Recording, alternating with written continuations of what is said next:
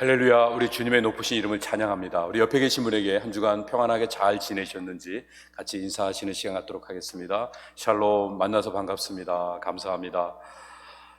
이제 온라인으로 예배를 드리시는 우리 모든 믿음의 형제 자매들에게도 하나님의 은혜와 축복이 늘 함께 하시기를 바랍니다.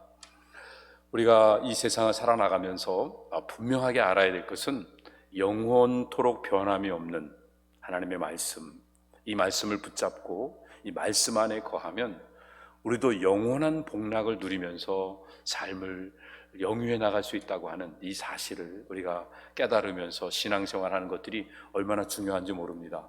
그런데 사탄은요, 우리에게 절대적이지 않은 것을 절대적인 것처럼 우리에게 덮어 씌워서 그 굴레로 우리를 끌고 가는 이런 안타까운 현상들이 우리의 삶의 현장에 있는 것들을 보게 됩니다. 그 대표적인 게 뭐냐 하면 두 가지인데요. 하나는 종교고 하나는 가족입니다.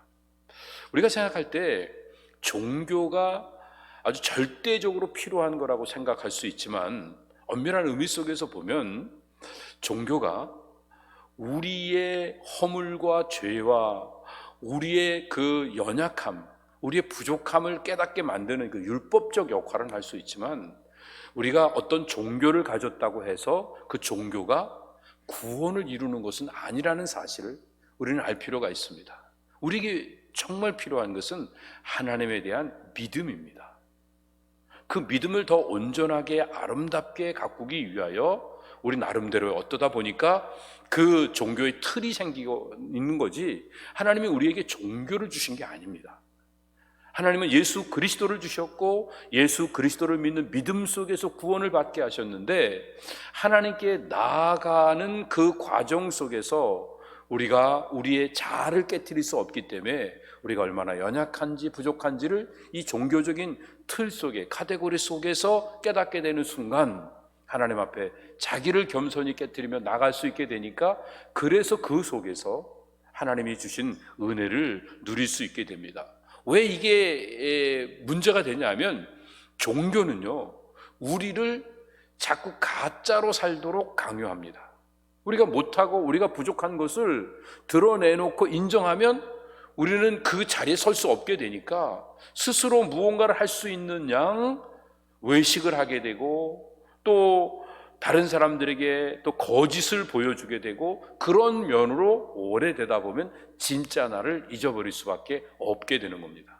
또 하나 안타까운 건요, 이 가족에 대한 거, 가족 꼭 필요하지만 가족을 절대화 시켜나가면 무슨 현상이 있게 되냐면 이 가족의 안정을 위해서 우리가 진실을 외면해버리는 안타까운 일을 하게 됩니다. 가족의 멤버들은 어느덧 나도 모르는 사이에 불문율이 생기게 돼서 우리 집안에서 일어난 어떤 일들은 절대로 밖에 나가서 얘기하면 안 되고 나름대로 그 카테고리 속에서 진실되게 사는 것보다도 안정되게 사는 것들을 더 추구하다 보니까 나름대로 서로의 아픔과 또 그 수치스러운 것들을 이렇게 가립니다.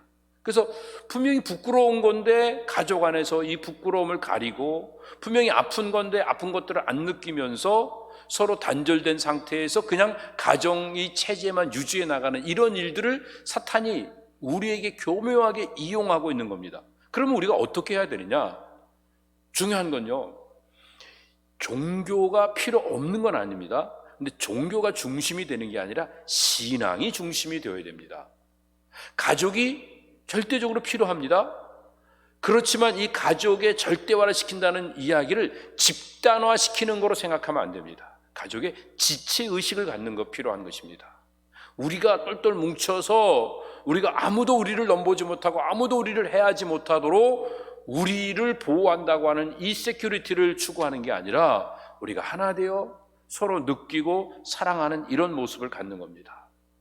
그래서 어쩌면 하나님이 우리에게 종교를 주신 것은 우리의 거짓됨을 깨달아가도록, 가족을 허락하신 것은 우리의 연약함을 깨달아가도록 하나님이, 그래서 주님 앞에 우리의 거짓됨을 토할 수 있고 우리의 연약함을 주님 앞에 도우심으로 간구할 수 있는 이런 모습으로 승화시켜 나가도록 하나님이 우리에게 은혜를 주시는 겁니다.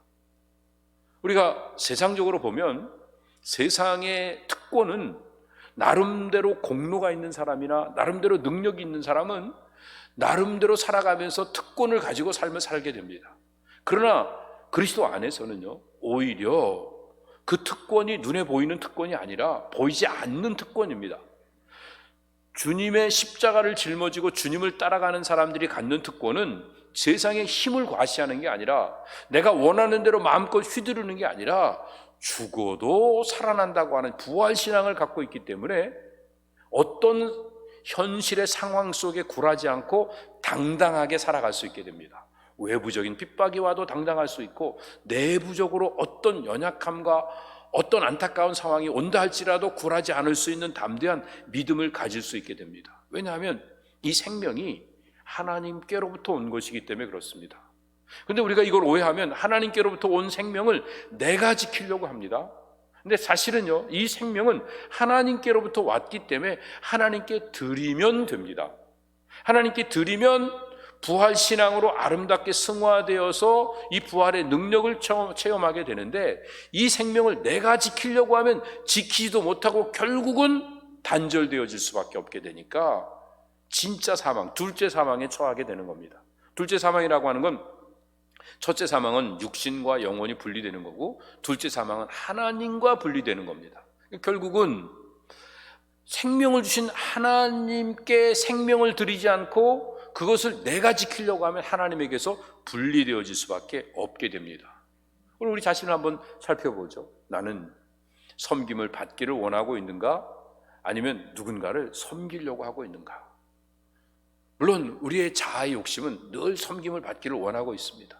왜냐하면 우리 안에 이 불안한 게 있습니다. 수치스러운 게 있습니다. 연약한 게 있습니다.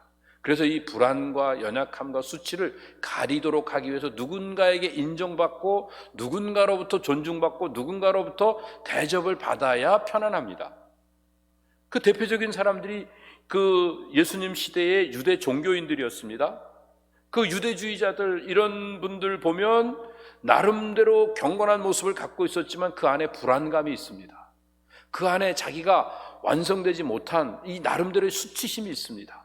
그것들을 없애기 위해서 어느 자리 가든지 상석에 앉아야지 마음이 편합니다. 사람들이 나를 인정해 줘야지만 그게 자기 대접을 받고 있다고 생각을 하고 있는 이런 모습을 갖게 되는 겁니다. 그렇지만 주님이 걸어가신 십자가의 길을 걸어가는 자들은요, 결국은 우리가 고백할 게 뭐죠? 지금까지 지내온 게 다 하나님의 은혜잖아요. 그래서 하나님의 은혜로 온 거예요. 하나님의 은혜가 아니면 내가 벌써 실패했고, 하나님의 은혜가 아니면 벌써 좌절했고, 하나님의 은혜가 아니면 벌써 악의 구렁텅이에 빠져서 허우적거리고 있을 수밖에 없는 난데, 하나님이 죄질 즈음돼서 피할 길도 주시고, 또 정신 차릴 수 있도록 우리를 깨워주시고, 또 우리에게 특별한 상황들을 허락하셔서 그걸 건너고 뛰어넘고, 그리고 어떻게 피해서 여기까지 온 거란 말이에요.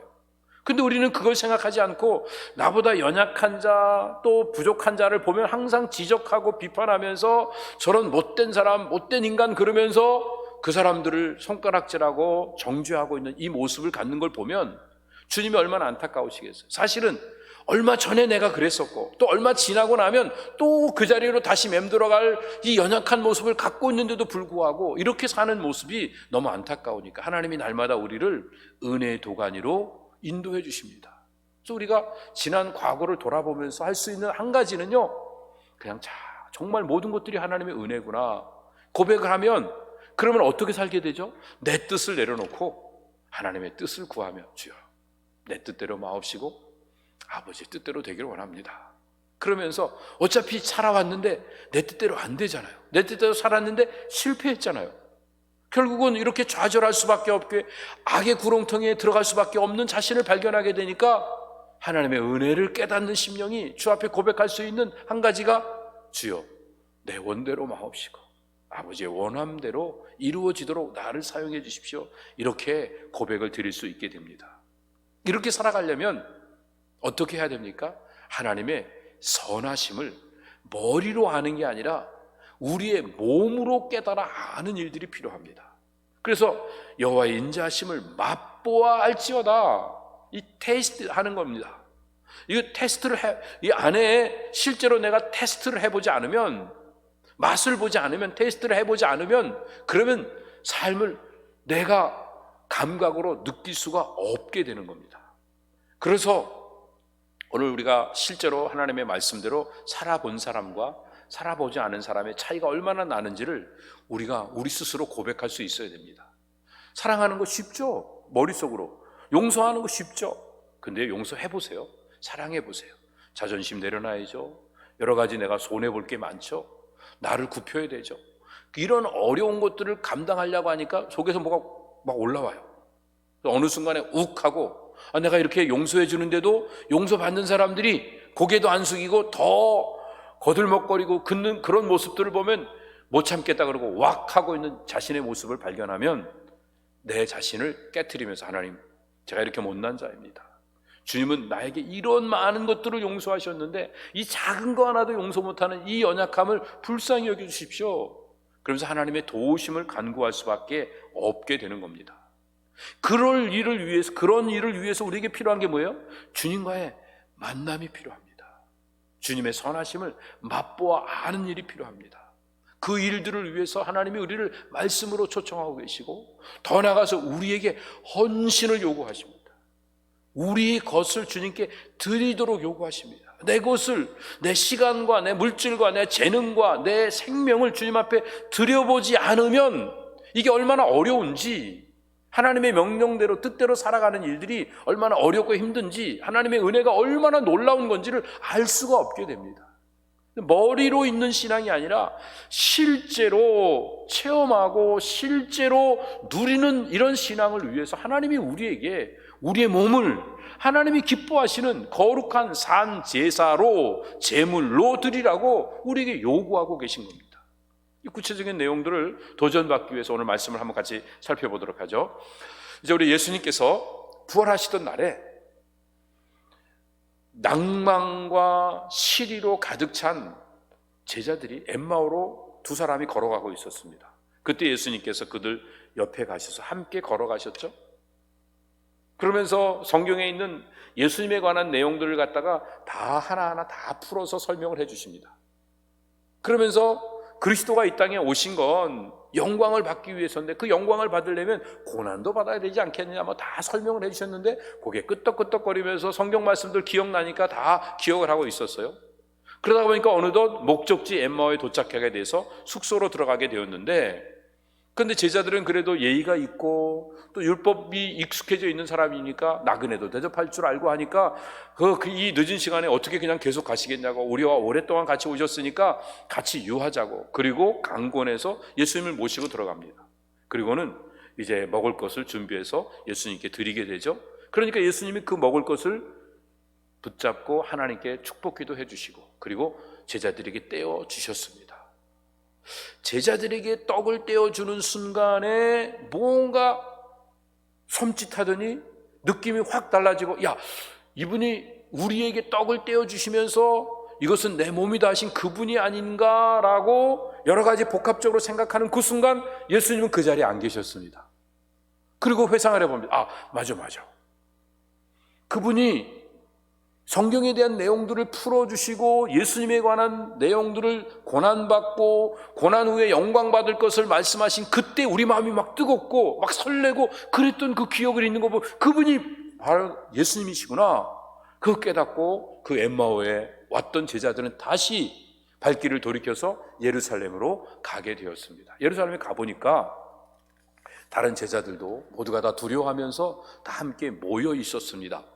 그 모여있는 제자들과 함께 같이 이야기를 나누는데 이미 벌써 예수님께서 시몬이라고 하는 제자에게 나타나서 보여주셨다고 하는 것을 말하고 있고, 제자들 속에서 예수님의 부활에 대한 사실을 조금씩 받아들이기 시작하고 있으니까 이 엠마오에서 온 제자들도 자기들의 이야기를 합니다. 자기들이 이러이런 경험을 했고 예수님이 이렇게 만났고 예수님이 이런 말씀을 주셨다고 막 이야기를 하고 있는데, 갑자기 누군가가 호련듯 확 나타나더니 오셔서 하시는 말씀이 Peace be with you.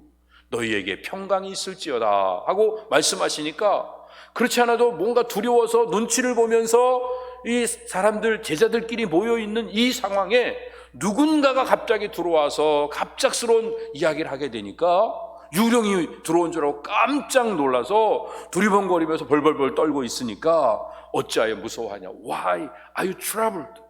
왜 두려워하냐고 말하고 있고, 더 나가서 주님이 어찌 내 마음에 의심이 일어났냐? Why do doubts rise in your minds? 왜 의심이 내 마음속에서 일어나고 있느냐? 그러면서 손과 발을 보고 나인 줄 알라고 말씀하십니다. Look at my hands, my feet. It is I myself. 네가 보는 대로 이게 내 아니냐? 그러면서 손과 발을 다 보여주셨습니다. 그리고 touch me and see. 나를 만져봐라. 이렇게 말씀하셨죠. 그러면서 설명을 해주십니다. 영은 살과 뼈가 없지만 너희 보는 바와 같이 나는 지금 살과 뼈가 있다. A ghost doesn't have flesh and bones as you see I have. 네가 보는 것처럼 나는 지금 있지 않느냐? 그러면서 손과 발을 직접 보고 만질 수 있도록 해주셨습니다. 예수님의 제자들에게 문제는 예수님의 부활을 믿기 시작하면서도 몸이 부활할 것에 대해서 생각지 못해갖고 당황하고 있는 것을 봅니다.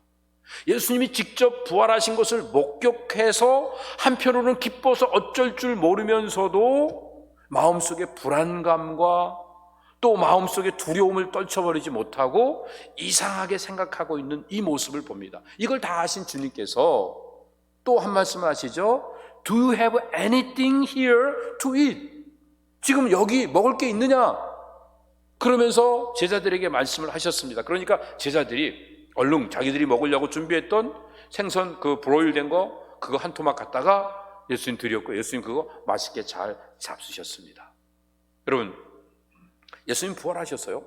제자들에게 오셔서 자신을 나타내 보여주시고 제자들하고 대화를 하셨어요. 서로 이야기를 주고받고 하셨어요. 그런데도 제자들이 모릅니다. 그러니까 예수님이 부활하신 모습을 보여주시면서 직접 손 만져보고 발 만져보라고, 손과 발을 만져보라고 말씀하십니다. 그래도 두려워하고 그래도 뭔가 이렇게 마음에 의심을 갖고 있으니까 주님이 요구하신 게 뭐였죠? 그러면 너희 가운데 먹을 게 있느냐? 좀 먹을 걸 달라. 그래서 먹을 거를 제자들이 예수님에게 드릴 수 있는 기회를 주셨습니다. 자, 지금까지 그 드린다고 하는 개념이 무엇인가? 잘 생각해 보면 예수님께서 엠마오의 제자들과 함께 가게 되었을 때 엠마오의 제자들이 예수님께 그 먹을 걸 드렸죠? 그러자 예수님이 그것을 축사하시고 또 다시 그들에게 나누어 주었습니다. Gave them. 그분들에게 제자들에게 그거를 놓아 주신 거예요.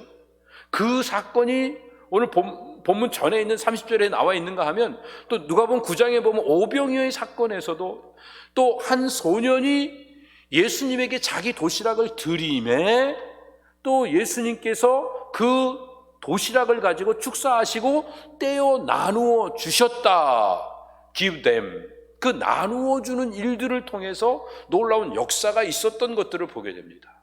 자, 여기서 준다, 드린다, 이 개념이 무엇인가에 대한 것을 예수님은 계속 뭔가 이렇게 의미 있게 강조하면서 지금까지 쭉 제자들을 훈련시켜 오신 겁니다. 그런데 아직도 깨닫지 못하니까 더디 믿고 그리고 의심하고 그러면서 미련하게 뭔가 다른 생각을 하고 살고 있는 이 제자들에게 자기를 나타내 보여주실 뿐만 아니라 만져보라고 하시고 더 나가서 먹을 걸 달라고 해서 같이 함께 나누어 먹는 그 일들을 하셨던 것을 보게 됩니다. 왜 그럴까요? 왜 예수님께서 믿지 못하는 이들에게 먹을 것을 달라고 하셨고 먹을 것을 실제로 함께 나누어 먹으면서 예수님의 부활하심을 직접 체험하고 믿을 수 있게 만드셨는가? 아니 제자들이 믿든 안 믿든 그 의미가 무슨 그렇게 큰 상관이 있겠어요?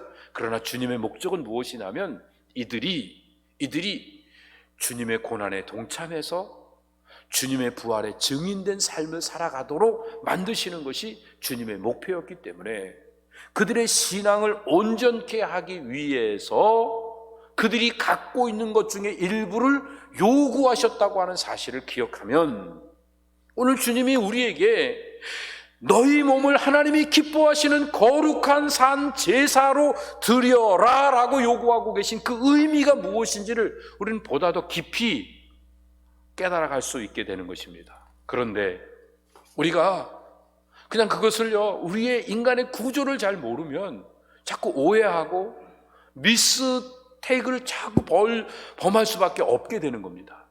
그 오해가 뭐냐 하면 우리가 영과 육으로 존재되어 있기 때문에 육만 채워서는 우리가 만족한 행복한 삶을 살 수 없다고 하는 것을 우리가 자꾸 간과하려고 하고 있습니다. 우리 인간에게는 영혼의 자리가 있습니다. 육신의 일만 좋다고 해서 진짜 행복하고 참된 기쁨을 누릴 수 없게 됩니다. 육신의 기쁨은 제한적입니다. 여러분 생각해 보세요. 자식이 잘 됐어요. 너무너무 좋죠. 그러면서도 여전히 또 부부간에 갈등하고 살고 있고요.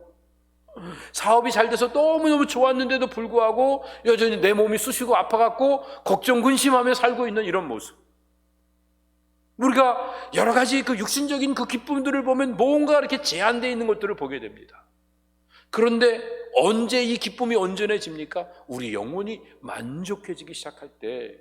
그래서요, 오늘 본문을 지나서 마지막으로 가보게 되면 그 제자들이 예수님께서 부활하시고 난 다음에 또 이제 함께 지내다가 승천하시는 것을 또 베다니 마을 건너편에서 보여주셨는데 그 모습을 본 제자들이 큰 기쁨을 가지고 예루살렘으로 돌아갔다, 이렇게 표현하고 있는 것을 보게 됩니다.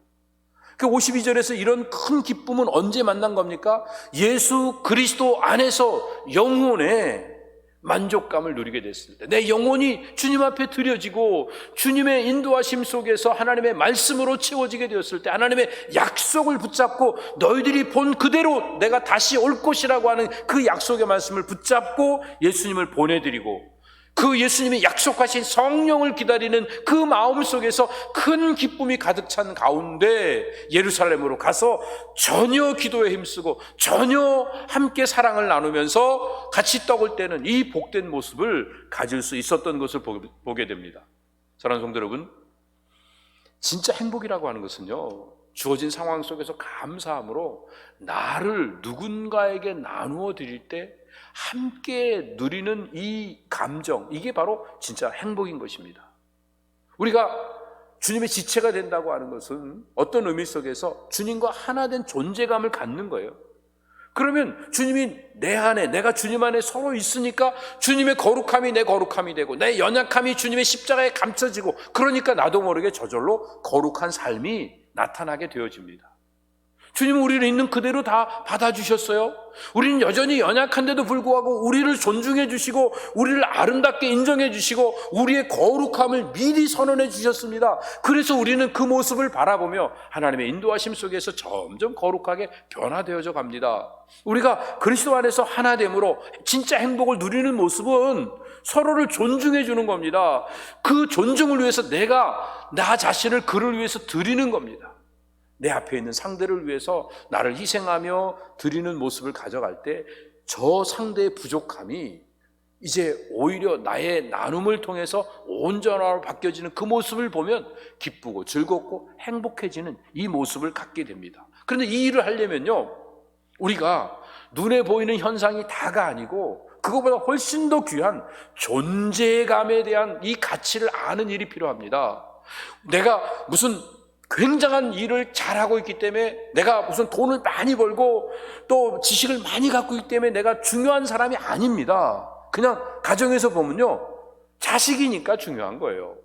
저 속을 새기든 또 뭐 성공했든 이게 중요한 거 아니에요. 그건 뭐 성공하면 더 좋겠죠. 그렇지만 그 존재 자체로 이미 귀중한 가치를 갖고 있다고 하는 사실을 우리가 깨닫게 되면, 그러면 세상에 속지 않고 사탄에 끌려다니면 이 사탄의 카테고리 속에 갇혀서 종교의 형식 속에서 갇혀 있거나 이 가족의 틀 속에서 가정의 안정을 위해서 이 거짓으로 수치를 모르며 살아가는 이런 일들을 반복하지 않을 수 있는 이런 모습을 갖게 되는 것입니다. 그런 일을 위해서 오늘 말씀이 우리에게 도전을 주고 있습니다. 주님이 존재감을 온전하게 드러내십니다. 영이 아니라 육이심을 드러내고 계신 모습을 보여주고 계십니다. 누가복음 24장은 크게 세 부분으로 나눠 있습니다. 1절부터 12절까지 예수님의 부활 사건, 그리고 또 엠마오 제자들을 만나신 사건이 35절까지 있고요. 그 다음에 마지막까지 부활하신 주님이 제자들을 다시 만나주시기 위해서 예루살렘으로 오셨고, 그리고 하늘나라로 승천하시는 이 사건이 있습니다. 근데 예수님이 이 마지막 사건에서 제자들에게 나타나실 때 그때 하셨던 말씀이 뭐죠? Peace be with you. 너희에게 평강이 있을지어다. 왜 평강이 있을지어다 하셨을까요? 두려워하니까, 불안해하니까. 이 말은 다른 말로 하면 지금 이제 내가 부활하고 살아났기 때문에 이제 더 이상 염려하지 않아도 된다. Don't worry about anything. 어떤 것도 염려하지 말아라. 그냥 편안하게 지내라. 그 일을 제자들에게 심어주시기 위해서, 그래서 예수님의 모습을 보여주신 겁니다. 그러니까 예수님의 부활은 하나님의 구원의 리얼리티입니다. 실제입니다. 그 실제를 온전히 누리도록 하기 위해서 예수님께서 요구하셨던 것이 우리의 가진 것을 주님 앞에 내어놓게 하셨고, 그것을 예수님의 일부분으로 삼으셔서 우리와 일체감을 갖게 만드시는 이 사건을 보여주신 것입니다. 그러기 위해서 예수님께서 의심과 염려와 걱정과 두려움 속에 있는 이 제자들에게 확신 있는 믿음을 주시기 위해서 두 가지를 하신 거예요. 첫 번째가 만져봐라, touch me. 그래서 39절에서 내 손과 발을 보고 나인 줄 알라. 또 나를 만져보라. 영은 살과 뼈가 없으되 보는 바와 같이 나는 있다. 이렇게 말씀하셨죠. 근데 단지 손과 발을만 보여주시는 게 아니고 그 손에 뭐가 있었을까요? 그 발에 뭐가 있었을까요? 고난의 흔적이 있었겠죠. 그리스도가 고난을 받고 자기의 영광에 들어가야 되지 않겠느냐. 이렇게 예수님이 말씀하셨던 그 의미가 뭘까요? 이 고난의 흔적을 보면서 지금 이 부활의 아름다운 모습이 어떻게 주어지게 되었는가를 도전을 주시는 겁니다. 영광을 원하느냐? 고난을 두려워하지 말아라. 고난을 외면하지 말아라. 고난 없는 영광은 없다. 그러면서 제자들을 부활의 증인으로, 부활의 삶을 사는 승리자로 삼기 위해서 고난의 현장으로 초대하시고, 고난 가운데도 하나님이 함께 하신다는 약속을 주고 계신 겁니다. 그리고 더 나아가서 예수님께서 두 번째 하셨던 일은요, 제자들에게 확신을 주시기 위해서 먹을 걸 달라 말씀하시면서 함께 같이 식사를 하셨습니다. 이 식사하는 공동체를 이루신 겁니다. 너희 중에 먹을 게 있느냐? 그래서 구운 생선 주시니까 그거를 받아서 잘 드셨습니다. 그리고 본인이 영이 아니라 육체를 갖고 너희와 함께 하고 있다고 하는 사실을 알려주신 겁니다. 자, 보세요. 제자들은 대화도 나눴습니다. 만져도 보았습니다. 함께 식사도 했습니다. 왜 이렇게 주님이 계속적으로 이렇게 말씀을 하시고 이렇게 다가오실까요? 이 부활이 하나의 생각으로, 관념으로 끝나지 않고 실제로 우리의 삶 속에서 능력 있게 역사되기 위하여서 주님이 이렇게 말씀하십니다. 심지어 죽음까지도, 환난까지도 두려워하지 않고 담대히 나가면 우리는 언제나 승리로운 삶을 살아갈 수 있다. 이 사실을 알려주시는 겁니다. 제자들은 한 곳에 모였습니다. 모여서 주님을 만났습니다. 주님을 만났는데도 도저히 믿을 수가 없으니까 주님이 그들의 마음을 아시고 유령이 아닌 것만 알면 믿겠는데 하니까 유령이 아닌 걸 보여주기 위해서, 우리를 위해서 음식을 달라 이렇게 요청을 하셨던 것을 보게 됩니다. 오늘 주님이 나에게 하나님만 사랑하라, 너희 몸을 하나님이 기뻐하시는 거룩한 산 제사로 드려라, 이웃을 내 몸처럼 사랑하라, 이런 말씀들을 하시는 건요, 주님 앞에 우리가 드려서 주님의 품음을 받게 되면 내 존재가 품음을 받음으로 내 안에 이 생명의 진실이 아름답게 피어나기 때문에, 그래서 우리 몸을 주님 앞에 드리라고 말씀하시는 겁니다. 우리의 가진 것들이 우리 손에 있으면 결국 썩어지는데 주님 앞으로 옮겨지면 아름다워지기 때문에 이 놀라운 신비를 체험하도록 하기 위해서 우리 안에 이런 아름다운 진실의 능력이 피어나도록 하기 위해서 우리에게 요구하고 계신 거를 우리가 지금 너무 논리적으로 이성적으로 우리 뇌로 생각을 하고 있는 게 문제입니다. 하나님의 말씀은 뇌 갖고 아는 게 아닙니다. 그래서 어떤 면에서 보면 해석이 우리에게 더 큰 장애가 될 때도 있습니다.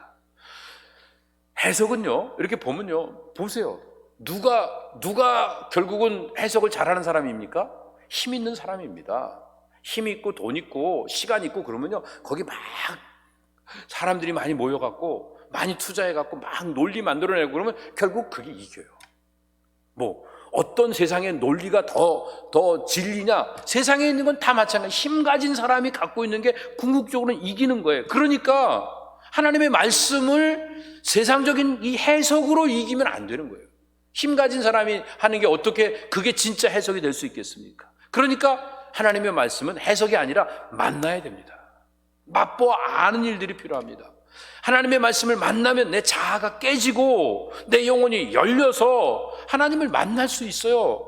그러니까 이 말씀을 깨달음의 대상이라고 이것도 쪼개고 저것도 쪼개서 알려고 하는 사람 보면 신앙 안 자라요. 10년 전 20년 전 똑같고 점점 더 까다로워지고 점점 더 괴팍한 사람이 되어버리고 맙니다. 그런데 이 말씀을 통해 자기를 깨뜨리고 만나는 사람은 이 말씀이 하나님을 만나는 통로가 되니까 얼마나 자연스러워지는지.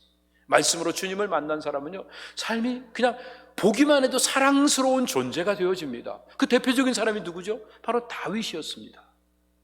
성도가 우리 주님이 걸어가신 십자가의 길을 걸어가는 방법은요, 뇌의 생각으로는 절대로 불가능합니다. 내 의지의 결단으로는 절대로 불가능합니다. 왜냐하면 이 뇌는, 우리 안에서 이 뇌는요, 화학 반응하고 전자 반응으로 되어 있거든요. 그러니까 화학 반응, 전자 반응은 내 경험의 카테고리 안에서 판단하니까 나는 절대로 손해 안 봐요. 내 뇌로 판단하는 건 절대로 내 손해는 안 보는 판단을 하니까 결국은 행복하지 못한 거죠. 우리 인간이 하나님의 형상으로 지음받았기 때문에 그 하나님의 형상대로 지음받은 그 하나님의 뜻을, 하나님의 성품을 따라 살지 않으면, 영혼을 위해 살고 남을 위해 살고 하지 않으면 우리는 절대로 행복할 수 없는 존재인 것입니다. 여러분, 곰곰이 한번 생각해 보세요. 지금 내 모습은 어떤지. 여러분, 정말 부활하신 주님을 확실히 믿고 계십니까? 부활하신 주님을 만난 기쁨과 감격이 있으십니까? 실제로 내가 부활을 믿고 있는가? 아니, 어떤 면에서 보면 하나님이 우리에게 진짜 세밀한 간섭을 주셔서 죽을 병에서도 나았고 위기 속에서도 건짐을 받았고 이러이런 정말 어려운 그 상황 속에서 하나님이 나를 갖다가 이렇게 구원해 주신 그 감격들이 있는데도 불구하고 어느 순간에 보면 아직도 불안하고 아직도 두려워하고 있고 아직도 온전히 주님을 믿지 못하는 우리의 연약함을 발견하게 됩니다. 그러면서 점점 시간이 지날수록 또 이렇게 생각하죠. 그때 의사가 오판한 거야. 아니, 나는 괜히 나보고 죽을 병 걸렸다 그랬는데 의사가 오진해갖고 그 판단 잘못한 거야. 그때 그 약 먹었으니까 난 거지. 그때 그거 누가 그거 알려줬는지 그 방법이 나한테 딱 맞아갖고 그래서 난 거야. 우연히 그 어떻게 뭐 누가 날 도와주게 됐겠지. 이런 어떤 생각들로 우리의 믿음이 점점 흐려져 가고 있는 이 안타까운 모습은 왜 그렇습니까? 우리 인간의 본연의 모습입니다. 그래서 주님이 우리에게 다시 요구하십니다. 먹을 것 좀 달라. 지금 너한테 있는 것 중에 나한테 필요한 먹을 것 좀 달라. 그래서 우리 일부를 취하셔서 주님의 일부로 삼으시기를 원하십니다. 그래서 주님이 우리와 함께 동행하기를 원하고 계신 겁니다. 여러분, 왜 주님이 제자들에게 먹을 걸 달라고 하실까요? 얼마든지 주님이 만드실 수 있잖아요. 생선 그냥 튀어 오르게 만드실 수도 있잖아요. 그럼 그 사시미 떠갖고 그냥 드셔도 되고, 아니면 또 그냥 올라오면서 햇빛에 구워갖고 브로일 돼갖고 그냥 통 바베큐 구이로 드셔도 되고, 또 그렇지 않으면 어떻게 뭐 이렇게 돌 위에나 어디 뭐 조개 껍질 안에 그 안에 딱 부글부글 끓여갖고 매운탕 잘 끓여갖고 그렇게 맛있게 드셔도 되는데 왜 제자들 보고 먹을 걸 달라고 이렇게 말씀하셨을까요? 예수님이 필요해서 달라고 하신 게 아니라 제자들에게 믿음이 있어야 되기 때문에, 믿음을 갖게 하기 위해서 요구하고 계신 것을 우리는 놓치면 안 됩니다. 여전히 의심하고 불안해하고 걱정과 염려로 가득 차 있는 그 모습을 청산하게 만드시려고 주님이 우리의 것을 요구하고 계십니다. 주님이 우리 앞에 나타나셔서 시장하다고 말씀하십니다. 우리의 가진 것을, 우리의 먹을 것을 좀 논아달라고 말씀하십니다. 과연 그럼 나는 어떻게 해야 될까요? 난 뭘 드려야 될까요? 사렙다 과부가, 사렙다에서 혼자 살고 있는 그 여인이 하나님의 사람을 만납니다. 하나님의 종을 만났을 때 그 종이 정말 너무 그 말도 안 되게 이제 마지막으로 가문 끝에 자기 자식하고 그 떡 만들어 갖고 반죽 가루 조금 남은 거하고 기름 조금 남은 거 만들어 갖고 먹고 그 다음에 이제 마지막으로 먹고 그냥 이렇게 죽으려고 그러고 준비하고 있는 그 마지막 남은 작은 것들을 나를 위해서 준비해달라고 요구하는 그 하나님의 종의 요구 앞에 얼마나 안타깝고 서운하고 또 아깝고 그렇겠습니까? 그런데 그 종의 요구대로 자기의 마지막 남은 걸 드리게 되었을 때 다시 비가 내려서 가뭄이 그치는 그 순간까지 가루가 계속 채워졌고 기름이 그치지 않고 공급되는 이런 놀라운 능력을 체험한 것을 보게 됩니다. 주님이 우리에게 이 어려운 상황에, 이 팬데믹 상황에 먹을 걸 달라고 하십니다. 그런데 나는 지금 이 사렙다에 홀로 사는 여인과 같이 가진 게 조금밖에 안 된다고 이게 너무하다고 하면서 하나님 앞에 하소연을 하고 있을 건지, 아니면 기쁨으로 주의 종을 대접했던 그 여인과 같은 마음으로 주님 앞에 내 자신을 온전히 드릴 것인지. 베세다 들녘에 어린아이가 도시락을 자기가 먹지 않고 주님 앞에 드려서 이 놀라운 기적의 역사를 이룬 것처럼 이 어려운 시기에 내게 주어진 것을 나를 위해 쓰지 않고 주님을 위해 드림으로 말미암아 주님의 나라가 아름답게 확장되어지는 이 꿈에 동역하는 동참자가 될지, 그 일들을 주님이 지금 우리에게 도전시키고 계신 겁니다.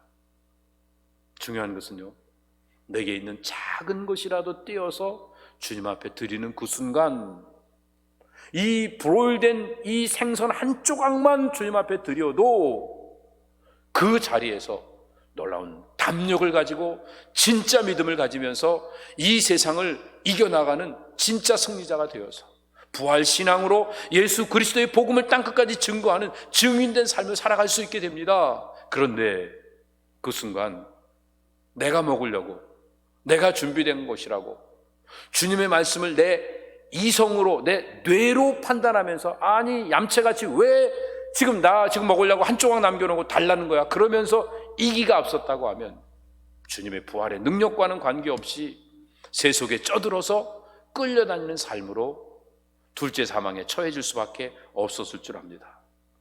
부활하신 주님은 우리의 변화를 간절히 염원하십니다. 그렇다고 우리가 변화해야지, 내 의지, 내 생각, 내 노력으로 하면 또 좌절하고 또 불신앙 가운데 염려, 걱정 속에 더 큰 근심을 가질 수밖에 없게 될 겁니다. 이제 주님이 나에게 내 너를 위하여 몸 버려 피 흘려 다 주었건만 넌 날 뭘 위해 줄 거니? 이렇게 말씀하실 때 내가 드리는 그 음식이 주님을 살리는 게 아니라 나를 살리시기 위해서 주님이 요구하신다는 이 믿음을 가지면서 조금 더 주저하거나 거절하거나 멈칫거리지 않고 기쁜 마음으로, 주님 제가 여기 있습니다, 이 모습 이대로 주님 받아주시옵소서. 그리고 내 시간과 물질과 재능과 내 생명까지도 아낌없이 드리는 이 삶을 살게 되면 어느덧 우리도 모르게 부활의 담대한 신앙을 가지고 땅끝까지 복음을 증거하는 증인으로서 가장 행복한 삶을 살아가는 주님의 제자들이 다 되실 줄로 믿습니다. 이런 놀라운 능력을 체험하기 위해서 오늘 주님의 말씀 앞에 무엇을 드리겠느냐? 너 지금 나를 위해 뭘 내놓겠느냐 말씀하실 때 이 모습 이대로 주님 받아주시옵소서. 주 앞에 헌신하는 복된 성도들 다 되시기를 주님의 이름으로 축복합니다. 자비하신 아버지 하나님, 감사합니다. 주신 말씀 마음속에 다시 한번 기억하면서 우리의 이성과 논리와 생각 속에 맴도는 신앙생활 반복하지 않고 우리 주님의 말씀대로 순종하고 실제로 주님의 임재를 온전히 느끼며 살기 위하여서 주님을 위해서 아낌없이 내 가진 것들을 주님께 초점 맞춰 드려가면서 주님 가신 그 길을 믿음으로 한 걸음 한 걸음 걸어갈 수 있는 주의 자녀들 다 될 수 있도록 함께하여 주시옵소서. 그래서 우리 주님이 우리에게 요구하신 것이 주님 자신을 위한 것이 아니라 우리 자신의 믿음과 우리의 진짜 복을 위해서 요구하신다는 것을 깨닫고 주님을 위해서 아낌없이 헌신하며 남은 인생 주님과 동행하는 행복한 삶을 살아갈 수 있는 배단이 모든 성도들 다 되도록 은혜를 더하여 주시옵소서. 감사하며 예수님의 이름으로 기도드립니다. 아멘. 자리에 일어나셔서 찬양 올려드립니다.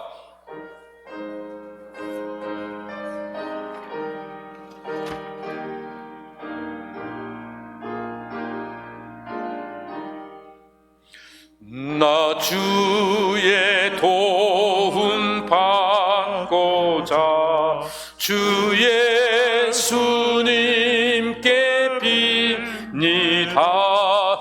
그 구원 허락하시사 날 받아 주소서. 내 모습 이대로 주 받으옵소서. 날 위해 돌아가신 주 날 받으옵소서. 큰 죄에 빠져 영죽을 큰 죄에 빠져 영죽을 날 위해 피 흘렸으니 주 형상대로 빚으사 날 받으. 내 힘과 결심 약하여 내 힘과 결심 약하여 늘 깨어지기 쉬우니 주 이름으로 구원해 날 받으. 내 주님 서신 발 앞에 나 꿇어 엎드렸으니 내 주님 서신 발 앞에 나 꿇어 엎드렸으니 그 크신 역사 이루게 날 받으옵소서. 내 모습 이대로 주 받으옵소서. 날 위해 돌아가신 주 날 받으옵소서. 내 모습 이대로 주 받으옵소서. 날 위해 돌아가신 주 날 받으옵소서.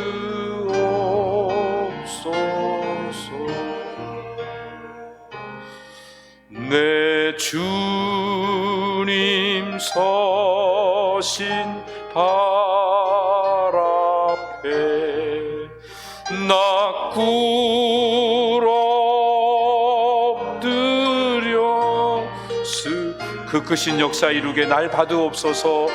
크신 역사 이루게 날 받으옵소서.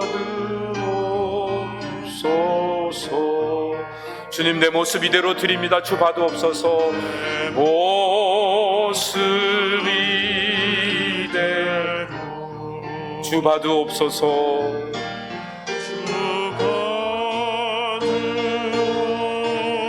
날 위해 돌아가신 주님, 날 받으시옵소서. 날 위해 돌아가신 주, 날 받으옵소서.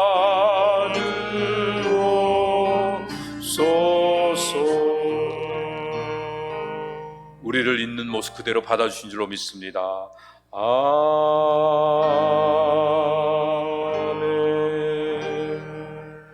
이제는 우리 주 예수 그리스도의 은혜와 아버지 하나님의 영원 무한하신 사랑하심과 성령님의 감화 감동 교통인도 새롭게 변화시켜 주시는 놀라운 역사하심이 오늘 주님 앞에 나와 예배를 올려드리면서 우리 자신이 지금까지 어떤 삶을 살았는지 돌아보고 부활하신 주님이 나타나셔서 손과 발을 직접 만져보게 하셨는데도 그 큰 은혜와 은사들을 체험하고도 여전히 불안하고 뭘 먹을까 마실까 염려하며 이 세상에 썩어질 것을 위하여 주어진 것들을 낭비하며 살아가는 저희들에게 이제 우리의 가진 것을 나를 위해서 내놓지 않겠냐고, 너에게 먹을 것이 지금 여기 무엇이 있느냐고, 나와 함께 먹자고 주님이 요구하시는 그 주님의 요청 앞에 내 모습 이대로 주님 앞에 드립니다. 나를 사용하셔서 주의 구원의 역사를 이루어 주시옵소서. 시간과 물질과 재능과 생명을 드립니다.